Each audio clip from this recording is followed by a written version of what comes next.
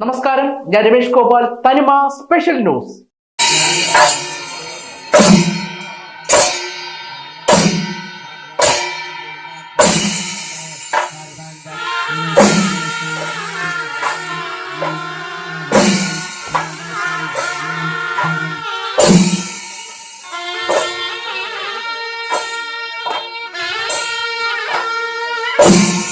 പെരുംകുളത്തൂർ ശ്രീകൃഷ്ണസ്വാമി ക്ഷേത്രത്തിലെ വലിയമ്പലത്തിന്റെ ശിലാസ്ഥാപനവും ധ്വജപ്രതിഷ്ഠയുടെ രണ്ടാം ഘട്ടമായ തൈലാദിവാസവും നടന്നു. RKN ഫൗണ്ടേഷൻ ട്രസ്റ്റ് സമർപ്പിക്കുന്ന വലിയമ്പലത്തിന്റെ ശിലാസ്ഥാപനം ദേവസ്വം പ്രസിഡന്റ് PS സതീഷും അരുവിക്കര MLA G സ്റ്റീഫനും ചേർന്ന് നിർവഹിച്ചു. ക്ഷേത്രത്തിലെ പ്രത്യേക പൂജകൾ തൃശൂർ ശ്രീശങ്കര നടുവിൽ സ്വാമിയാർ മഠത്തിൽ അച്യുത ഭാരതി സ്വാമിയാർ ആരതി ഒഴിഞ്ഞു. ധ്വജപ്രതിഷ്ഠയുടെ രണ്ടാം ഘട്ടമായ തൈലാദിവാസവും ക്ഷേത്രതന്ത്രി തിരുവല്ല കൊഴിക്കാട്ടില്ലത്ത് ബ്രഹ്മശ്രീ പരമേശ്വരൻ വാസുദേവ ഭട്ടതിരിയുടെ കാർമ്മികത്വത്തിൽ നടന്നു.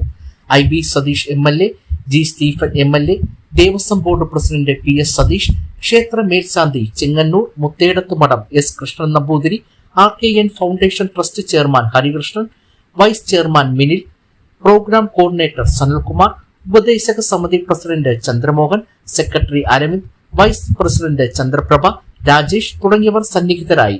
വൻ ഭക്തജനങ്ങളുടെ സാന്നിധ്യത്തിൽ നടന്ന ചടങ്ങുകളിൽ പെരുംകുളത്തൂർ നാരായണ സമിതിയുടെ ഭക്തി നിർഭരമായ നാമഭേരിയും ചോട്ടാനിക്കര സത്യനാരായണന്മാരാരും 55-ൽ പരം കലാകാരന്മാരും പങ്കെടുത്ത മേജർ സെറ്റ് പഞ്ചാരിമേളവും നടന്നു. ഒരു അത്യത്ഭുതമായ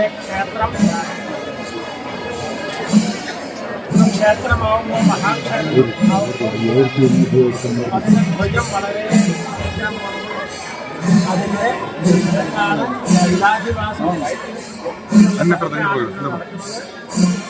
അവിടുന്നുള്ള എല്ലാ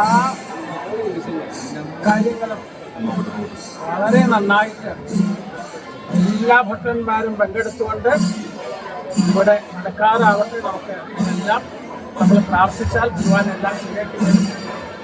എല്ലാവർക്കും ഒരാശ്രയമാണ് ക്ഷേത്രം. കലിയുഗത്തിൽ തന്ത്രിനെല്ലാം വന്ന് എല്ലാം നടത്തുന്നു. വില്വമംഗല പരമ്പര പത്മനാഭസ്വാമി എന്നും പുഷ്പാഞ്ജലി ചെയ്തതിൻ്റെ ഫലമായിട്ട് ഇന്ന് ഇവിടെയാണ് ഭഗവാൻ തീരുമാനിച്ചത്. ഇവിടെ പുഷ്പാഞ്ജലി ചെയ്യാനും നിവേദ്യങ്ങൾ നടത്താനും ഭക്തന്മാരൊക്കെ കാണാനും വലിയ ഭാഗ്യമായിട്ട് കരുതിക്കൊണ്ട്, അവസരം കിട്ടിയ ഭാഗ്യമായിട്ട് കരുതിക്കൊണ്ട് എല്ലാവർക്കും മംഗളം പ്രാർത്ഥിച്ചുകൊണ്ട് ഇപ്പോൾ സമർപ്പിക്കുകയാണ്.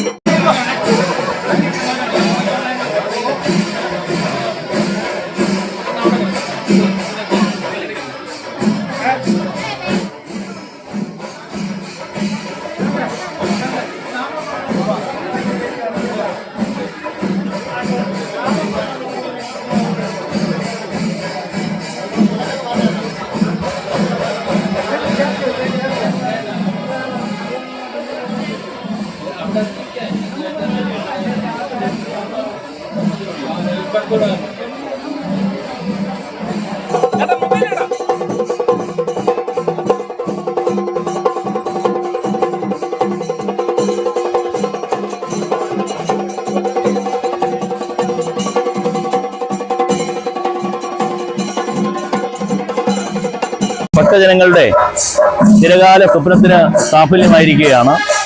ഏതൊരു ക്ഷേത്രവും മഹാക്ഷേത്രമായി മാറുന്നത് ഒരു ധ്വജ പ്രതിഷ്ഠ സാഫല്യമാകുമ്പോഴാണ്.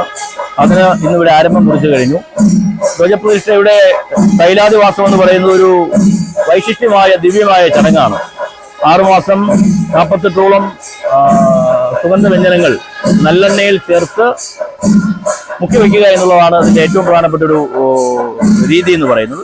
അതിനുശേഷം 6 മാസം കഴിഞ്ഞ് ഈ കൊടിമരം പ്രതിഷ്ഠിക്കുവാൻ ഭാഗമായി വരികയാണ്. ഒരു കൊടിമരം പ്രതിഷ്ഠ പൂർത്തിയാകുന്നതോടുകൂടി ഒരു ക്ഷേത്രം മഹാക്ഷേത്രമായി മാറുകയാണ്.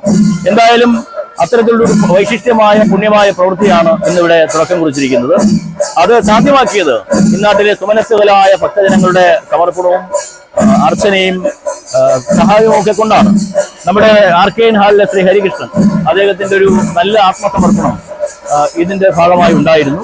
മറ്റ് ഉള്ള ഭക്തജനങ്ങളും ഇതിന്റെ ഭാഗമായി ഈ ഒരു ചടങ്ങിൽ പങ്കെടുക്കുവാനെത്തി. എല്ലാവർക്കും ഒരിക്കൽ കൂടി നന്ദി പറയുന്നു. ഇതൊരു മഹാക്ഷേത്രമായി മാറട്ടെ, അതിനുള്ള തുടക്കമാകട്ടെ എന്ന് പ്രാർത്ഥിച്ചുകൊണ്ട് നന്ദി, നമസ്കാരം. അടുത്ത തൈലാദിവാസം 2ാം ഘട്ടം തൈലാദിവാസം നമുക്ക് കഴിയും. ഈ അടുത്തെന്ന് പറയുന്നത് ഇതിന്റെ 3ാം ഘട്ടം എന്ന് പറയുന്നത് കൊടിമരത്തെ സ്ഥാപിക്കുന്നത്. അപ്പോൾ തന്ത്രിയുടെ ഇപ്പോഴത്തെ അഭിപ്രായം അനുസരിച്ചിട്ട് വലിയമ്പലം തീർത്തിട്ട് കൊടിമരം സ്ഥാപിക്കണം. അപ്പോൾ അതിന്റെ പ്രാഥമിക ജോലികൾ ഇപ്പം നടത്തിക്കൊണ്ടിരിക്കുന്നു. അപ്പോൾ അതനുസരിച്ചിട്ട് ഇന്ന് വലിയമ്പലത്തിന്റെ ശിലാസ്ഥാപനവും നടത്തി കൊടിമരവും 2ഉം കൂടെ ഒരുമിച്ച് എത്രയും എളുപ്പം കംപ്ലീറ്റ് ചെയ്യാൻ ഞങ്ങൾ ശ്രമിക്കുകയാണ്. എല്ലാ മഹാന്റെ സഹകരണത്തോടുകൂടി എത്രയും എളുപ്പം